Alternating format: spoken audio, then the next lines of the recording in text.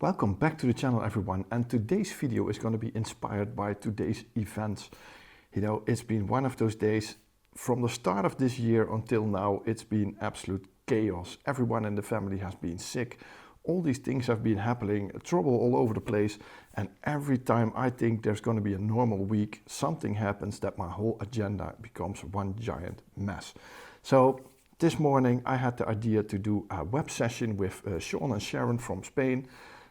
Unfortunately, I had to postpone that, so once again, sorry for that, and I'm gonna make it up to you. But my son hit the kitchen drawer this morning with his head bleeding all over.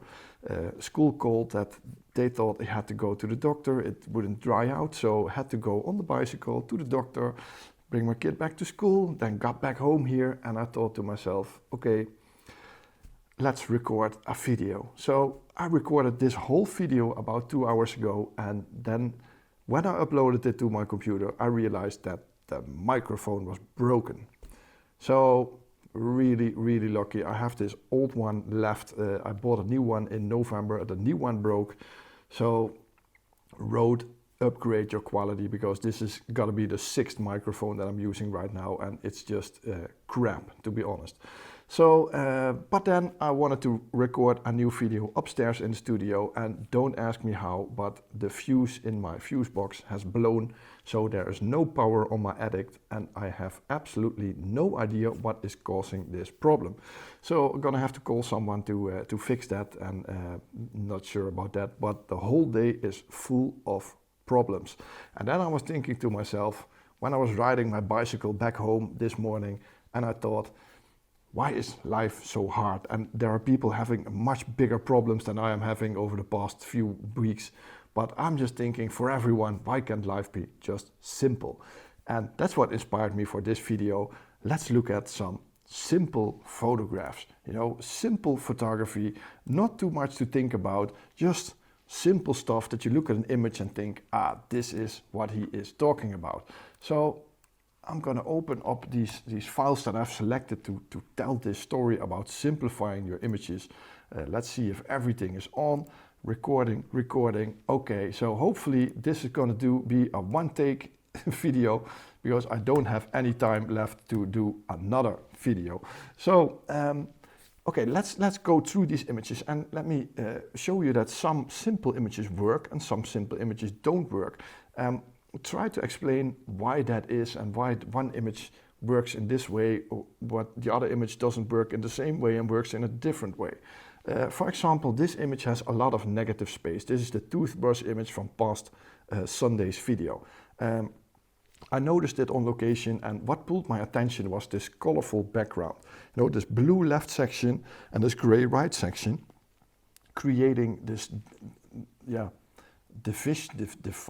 division. It's divided in two sections, let's put it like that, and that pulled my attention, and that's why I think this image works. If you compare it to this image, which when I shot it about 3 years ago, one of my first YouTube videos, I thought it was a really good image. But when I look at it now, there's not really a subject in this image. Although there's a nice atmosphere, it just doesn't work. I should have focused on one of those trees. Those two trees are separating my attention over the image, and it just doesn't work for me. This works way better. You know, atmosphere, one tree, beautiful light, very simple. This is the kind of shots that I mean with simplifying my images. Not too much going on, but just the subject. And what I want with simple images is that people look at the images and immediately think to themselves, that is the subject, that is what this image is about. It's the same for this image. This one comes together due to all the blue tones. It's the color scaling in this image is quite the same. So everything is this bluish color, and that's why it works. Of course, the fog helps, but I think it's the colors that work. If this would have been backlit, illuminated fog with all these red and yellow colors, then this wouldn't have worked. It would have been way too busy, but this suits the atmosphere at that point. It's the same for this water drop. Why is this working? Because of this color transitioning to dark in the bottom. And this drop, this floating drop, is in that darker section in the bottom. And that's why it works, because you immediately look at that drop because it's in that darker section. That's what I love about this image. So let's look at this field of tulips, for example, which is kind of a good way to explain how you can simplify things. You know, this is a very busy photo, beautiful, a field of tulips, but it can be much simpler. And if you go to the next image, you can see that it already gets a little bit more to one subject. This is about the red tulip, but still there's a lot of distractions going on with all those greens around those tulips. And then with a very large telephoto, and that's something that I can assure you that if you want to simplify, zoom your images, get a large telephoto and zoom into them. You know, I zoomed into this one red rose that was a little bit higher than the rest of the field, got a little bit lower, so I photographed over the field, and then I got this beautiful out of focus front and back, and the image is completely about that red tulip in the middle. This image is the complete opposite. There is a lot going on in the image, but due to the color pattern, the color scaling of the colors in this image, it's all golden and black colors, which brings this image together. If this would have been a very different lighting, then it wouldn't have worked. Of course, these are unique conditions. This is a normal photograph. It's not a drone photo. It's just shot with a OM1 Mark II and a large telephoto, 100 to 400. Just crazy conditions, but it just works due to that beautiful fog and the one color pattern for this image. And it's the same for this shot. You know, the color pattern is all the same, gold and yellow colors and a little bit of blacks, and that's it. You know, it's very simple, it's neutral, it's nice to look at. Your eye doesn't go around the image, it immediately knows what is going on in this shot. And that's the same for this image. Your eye immediately gets pulled to those trees on top, and that's what it's about. This is a very simple image. Again, there is two parts of the image, light and dark, but especially that green section that goes diagonally through the frame, that brings it all together. You know, you have this blue, bright and green colors all separated in the same diagonal line through the frame. Works really well, and it's just a shot from a hillside in Switzerland, and yeah, it is as simple as that if you use a large telephoto.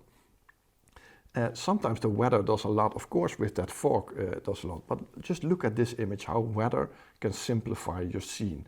So we got a lot going on in the background. It's still a beautiful image, and if the next image would never have happened, I would still be happy with this shot. But some magical conditions happened with snowfall, and when the snowfall passed us and was about the same distance as the island, it started to, the sun started to come through behind us, creating this image. So the whole background is faded out. It's out of focus now. It's not out of focus, but it's blurred out due to the fresh snowfall, and it looks really nice. It's all about the island now, and in this case, the island still doesn't separate very well from its background. So by using the snowfall and the light, I created this shot, which really simplified what it's about. It's about the island in the snow. This shot was in the south of France, and I really struggled to find a way to photograph this lighthouse, and I thought this was a nice composition, but in the end this doesn't work for me because my eye keeps on going to that pink section on top, and it doesn't look as good. And a couple of minutes later, maybe half an hour to 45 minutes later, the sun was down. The sun was already down in this shot, but in the next shot, it was about half an hour after sunset. And you can see here that it's a real simple, minimalistic shot, but it's all about that lighthouse. So if I only would have been there 45 minutes earlier with that pink backdrop, this would have been a cracker of an image. But unfortunately, it wasn't. So, but it's a nice example of the same lighthouse from a different angle, creating a very minimalistic shot. Well, these meerkats in Botswana years ago, this is a good example. In this case, the meerkat has the same colors as the background, which makes it difficult to see it. And So what does my eye do? It starts looking around the image, around that horizon line, and you can see there are even some dust spots in this image that I've never noticed before. But when you start zooming into the image, like this one, you know, it comes together. You know, it's all about this. The background is a little bit blurred out, and there's more. These meerkats come to life more. They are more to the front in this image, and you can even go further by zooming in even further, and then you get something like this. So a completely blurred out background, and it's all about this one meerkat. You know, there's no denying. Of course, this and the next image, they work out really nice, and this doesn't work. If I would have gone lower in this case and put the meerkat on the horizon line so it would be in the sky, then it probably would have worked. But in this case, I didn't, and yeah, that was the result. So this jetty in Denmark last summer, I wanted to photograph it like this with a sort of a gap that I was looking through, but it didn't work for me. It was far too busy, too much distractions around it. So I decided to only focus on the jetty with a long exposure, and this was the result. And I'm pretty happy with this shot. If you shoot an image like this, make sure the jetty has to be off-center, completely off-center, or exactly in the middle. If you put it a little bit to the left or a little bit to the right, it's going to be really, really odd. So make sure to do one of those things. Make it diagonally or something like that, but don't put it a half a centimeter off the center, just straight in the center or completely off the center. And what's also important about this image, if you look at these pillars up here at the end, I made sure that those weren't intersecting with the opposite shore there. If they would intersect, then it just would definitely not have looked as nice as this image. This is another example of what you can do with these large telephotos. This is from Tuscany last year, and you can see this sea of mist was rolling in like waves through those hillsides here of the Tuscany hills. And I tried to simplify it by using this olive trees in my foreground, but somehow this image didn't work out for me. It just wasn't as nice. There was nothing pulling my attention. But then I noticed here in the back, one of these houses came through this layer of fog. And about 10-15 minutes later, this whole area down here was full of fog, and I was just looking at all those those land houses coming through it from time to time when the fog was lowering or rising. And so eventually I started photographing shots like this, real simple, with a farmhouse, couple of layers, but not as much going on. So immediately you look at the farmhouse. So I went even further when the fog rolled in, and you can see in this case there's no denying about it. It's just all about that farmhouse on top of this hill. And a little while later I found these three hillsides coming together with this sort of S-curved fog line going through it. That worked really well, but the best shot of the day was this shot for me, where everything came together. You know, I didn't include the sky, so I made it a real simple shot. There was one leading line, and it led towards that house in sunlight. So that house was the brightest part of the shot, and it's just really simple. There are not much distractions left in the image, and the ones that were there are so far away that I'm not disturbed by them anymore. So in this case, my attention goes completely to that one house that I am focusing on. This is a good example. This is a raw file. I didn't edit these, but you can see that the foreground here is pretty dark. You can see the sun up here just peeking through some low-hanging clouds at this point, and I tried to photograph it in one shot, which obviously didn't work. So what I tried was, okay, I'm going to simplify this scene, and I did that by moving the camera down, so avoiding the sun and the horizon line in. And this shot is a little bit down, and you can see that it gets a little bit better. The attention gets to these deers here walking. But I thought I can do better, so I moved the camera down even more. I don't know why that is that small, but you can see that by illuminating the sky from the image, the focus is completely on that foreground, on that beautiful silhouette, those golden, yellow and black colors in the image that I just really, really like.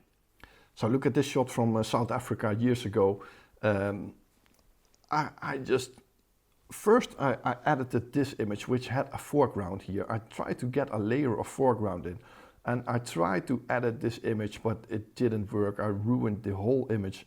And I don't know why I spent so much time on this one, because when I started editing the next image, which I got rid of that foreground, I just simplified the shot by illuminating that foreground. And you can see it got way, way better. So the lighting was better, it was more subtle. I didn't have to do much about this image. In fact, this is a JPEG. By the time I shot this, I still shot in JPEG, so I didn't do much about it. But by erasing that foreground layer, it got a much simpler image, you know. It's much more pleasant to look at this than on this image. So that's what I try to do in cases like this. Also, very foggy atmosphere. There's this dead forest on top. This is a video from a few weeks ago. And I just try to zoom in and isolate parts of this forest to make it work. You know, a lot of negative space here. Everything is white, but it's all about those two trees.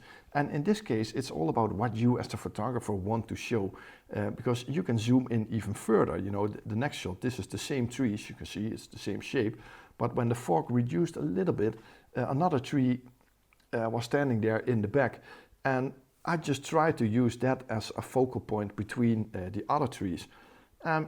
I think that worked out pretty nicely, and you can even zoom in further, get a more of a detailed shot of that right tree. You see, that's what I did in this image.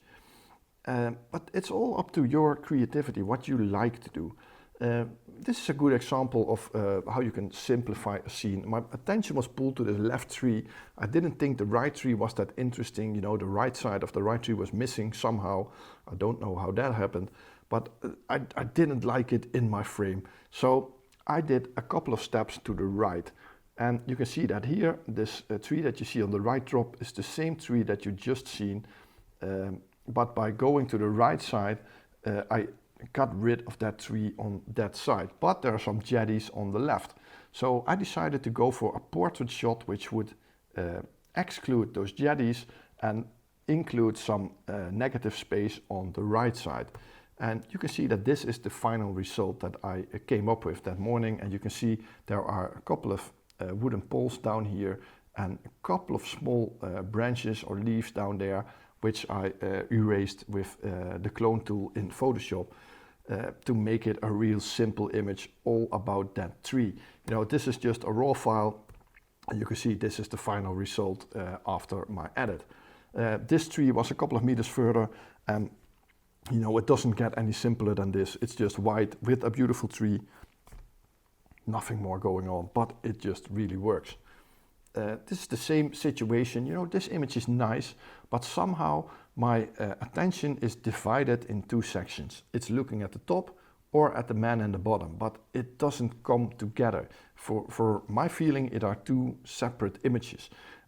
So I used an even larger telephoto, I think the 150-400 with teleconverter on, and I started zooming in, and eventually I photographed this. It's the same lake, it's the exact same spot that I'm standing. It's a different ice skater, and of course this clothing, the clothing of this person is helping out, because it's blue and yellow. Your attention gets pulled towards it, and there is nothing else going on than negative space in this image. You know, this could have been in Antarctica, but it's just a lake in Sweden next to the town Orsa. Very popular place, very busy, lots of tourists, and to get a shot like this there, it actually was quite surprising to me. There's a shot from South Africa years and years ago, and you can see I wanted to get a foreground here. So I wanted these rocks in the foreground on the right side, and then the left, and then the water, and then the houses, and I wanted to put everything in this shot, but you don't need to put everything in the shot. You have to keep it simple. So when I walked a little bit further, those rocks, this rocky section got away from me, and I came away with this image. And The pigments are concentrated on the left bottom, which would have been better if they were more in the center, but the image is much more pleasant to look at than this shot. And it's just because there's not so many distracting elements in the shot. This is another good example of how you can simplify things with a telephoto lens. You see there's a lot going on around this water. I wasn't too sure if this was the right position or the right angle, and then I noticed this tree over here, and that's what this is all about. So if you look at that tree and you start zooming into it, you know, you get a completely different image when that fog is being lit up with the backlit sun behind it.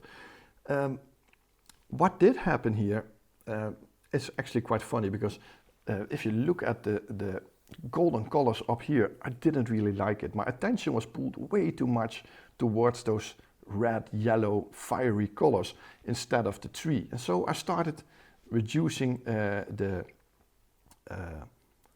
aspect ratio here. So this is a 4:3, which makes it a little bit better. But for me, the best shot was this one, of 1:1 at that specific spot. And I think this was really nice. My attention was pulled towards the tree with a lot of atmosphere going on around it. This is another small image, no idea why that is happening. But you can see this is a 1:1 image of this tree. And this is one of my all-time favorite images, but not as a 1:1. In this case, I included the whole right side of absolutely nothing. So lots of negative space. The only thing here is that really subtle light coming through this foggy atmospheric layer, creating this, just a touch of light hitting that tree. You can see it on the ground around that tree. It's very subtle, but that brings this image together. It's that collaboration of that little bit of a moody dark side and then that beautiful lit up right side. So it's like a dark, the death is being looked in the eye by some beautiful light, you know. That's the idea that I have about it. And I took this image when I found out that I was sick, and it's before YouTube, and this was the start of where I for my feeling, my life completely changed. And from a moment where I only saw darkness into a moment where I started to think, okay, there has to be light at the end of this tunnel. So this is kind of a symbolic image for myself, taken at a very unique point in my life. If you look at this image, this is another example of that square image doesn't work. So with that fiery tree earlier, the square image worked. But in this case, it doesn't. And it's all about this blue side on the right. And that's what I always try to look for, this diagonal line where colors are divided in two sections. So you have a little bit of a blue section with some detail going on. The opposite shore, you see the tree line in the back, and then this beautiful lit up scene on the left side, and of course the grasses. But it's all coming together. It's about the balance in this shot. And then last but not least is this image, and this is actually quite fun, because if you look at this tree shot, I just told you that I didn't like it with all the fiery red fog around it, and there is quite a strong subject here with that tree. But if I look at this, it's kind of similar. If you look at the colors, maybe it's not as saturated, or the colors were a little bit more subtle than in the other image. But here it's all about those ducks and not about those colors. And why that is, I have no idea actually. It's just a feeling that you have with a photograph. Because if you look at this image like in a portrait or a 1:1, it doesn't work as nice. It just only works as this 3:2, showing these two ducks in this massive open area full of fiery red colors. And that's why it works. It's about the balance. And I hope that if you've watched this video up until this point, remember that you only take the bits and pieces that you like and put all those bits and pieces together that you've collected over the years, put them in your backpack, take them along with you, but make shots that you like. Don't try to copy what I do or try to think that I am some kind of photography, yeah, how do you say that? An all-knowing photographer, that you have to do exactly what I do. No, that's not what I'm doing also, you know. I just took all the bits and pieces that I've learned, that I've seen, that I found interesting over the years. I'm taking them along, and then I'm just looking to find shots like this using all that information. But I try to keep finding images that are unique for me and that I like. And I hope that's what you do. Keep your own creative process in your images. That's very important. But I hope you've got some more creative ideas for some simplified, minimalistic images by looking at this video. So I hope you liked this video. If you did, please push the thumbs up button, leave a comment, and push the subscribe button underneath this video. It's massively appreciated. Like I said, this video took a lot of effort to record, second time, and yeah, I just hope to see you on the next video. So thanks for watching. Hope to see you next time. Bye bye.